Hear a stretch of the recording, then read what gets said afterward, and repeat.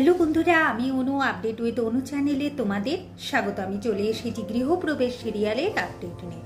গৃহপ্রবেশ সিরিয়ালে তো দেখা যাচ্ছে যে ছেলে ঢোকার সঙ্গে সঙ্গে সেবন্তী তার ছেলের কান বাঁধায়।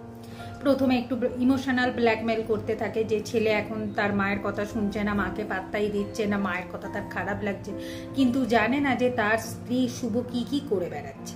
আদিত্য এরপর তার মায়ের কাছ থেকে সমস্ত কিছু জানতে চায়। সেবন্তী বলে যে তার গেস্টকে নাকি শুভ ইনসাল্ট করেছে, এই বাড়ির নাকি সম্মান সে রাখেনি।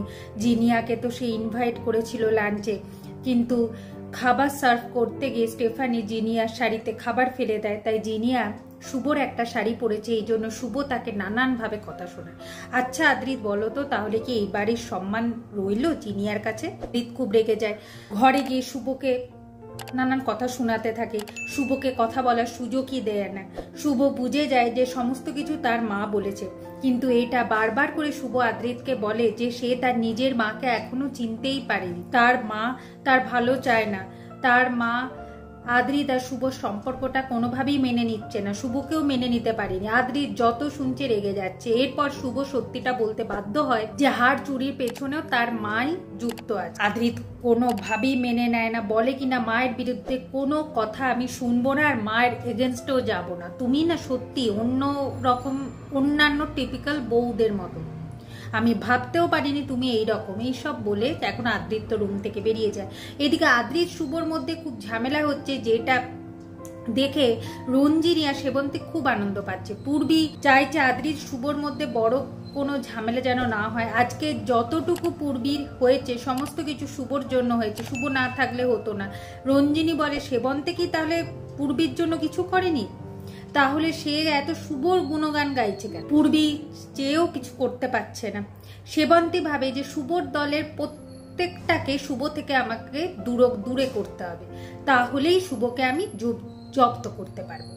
এইদিকে আদ্রিতের মা ফের আদ্রিতকে জিজ্ঞাসা করে যে কিছু হয়েছে বেটা, তুমি ঘর থেকে এখানে চলে এলে, বুঝতে পেরেছি শুভ কি তোমায় কিছু বলেছে, আসো তুমি আমার কোলে মাথা রেখে শোও, আমি তোমার মাথায় হাত বুলিয়ে দিচ্ছি।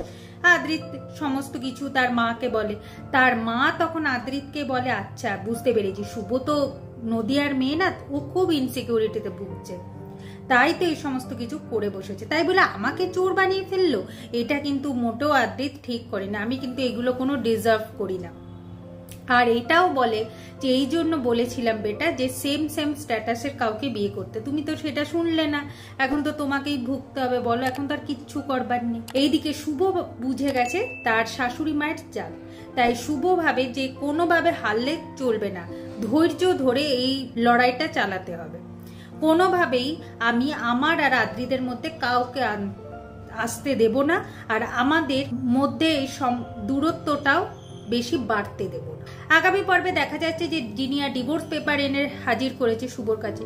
শুভ সেখানে সই করে দিয়েছে আর বলে দেখো তো জিনিয়া, আদ্রিতকে দিয়ে এই পেপারে সই করাতে পারো কিনা। আদ্রিত ডিভোর্স পেপারে শুভর সই দেখে খুব রেগে যায় আর বাড়িতে এসে শুভর সাথে ঝামেলা করে, বলে কিনা এই সম্পর্কটা রাখার থেকে না রাখাই ভালো। তাহলে কি আদ্রিত শুভর সম্পর্ক ভেঙে গেল? তাদের কি ডিভোর্স হয়ে গেল? কি হতে চলেছে সেটা দেখতে হলে স্টার জলসা এইচডিতে গৃহপ্রবেশ সিরিয়ালে চোখ রাখতে হবে। আর আমার এই ভিডিওটা ভালো লাগলে লাইক শেয়ার ও সাবস্ক্রাইব করে দিতে হবে। ভিডিওটা দেখবার জন্য অসংখ্য ধন্যবাদ।